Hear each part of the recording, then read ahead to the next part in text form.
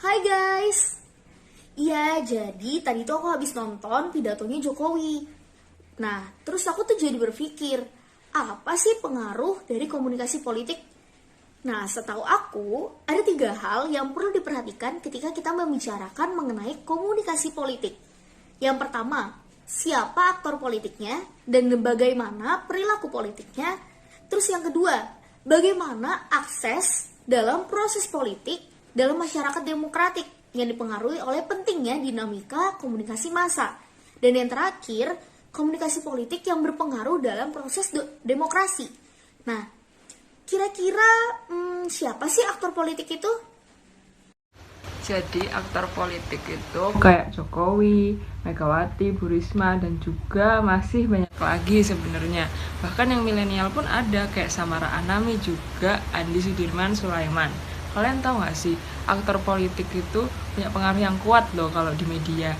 Tapi kira-kira pengaruhnya apa ya di masyarakat? Aku kurang tahu nih. Akses pengaruh komunikasi politik dalam masyarakat demokratik. Ada 3 hal yang mendasari pengaruh tersebut, yakni bagaimana respon publik terhadap pesan politik, contohnya melihat hasil polling, strategi komunikasi dan konsentrasi pada kampanye politik, yang ketiga limitasi metode, yang artinya setiap metode yang digunakan pasti memiliki kelemahan atau kelebihan. Strategi komunikasi pada umumnya dibagi menjadi 8 tahap: penetapan komunikator, penerapan target sasaran dan analisis kebutuhan layak, menyusun pesan, pemilihan media dan saluran komunikasi, restating komunikasi material, produksi media, penyebar luasan pesan, pengaruh atau efek yang diharapkan. Nah, kayak yang tadi kamu udah bilang tuh Charis, kalau komunikasi politik ternyata juga berdampak loh pada proses demokrasi. Contoh pengaruh negatifnya nih, politisi menjadi lebih sensitif terhadap opini publik yang nanti akan berdampak kepada pembatasan beropini. Sedangkan pengaruh positifnya, ada beberapa undang-undang dan kebijakan pemerintah yang udah disahkan sebagai bentuk pengaruh komunikasi politik terhadap proses demokrasi.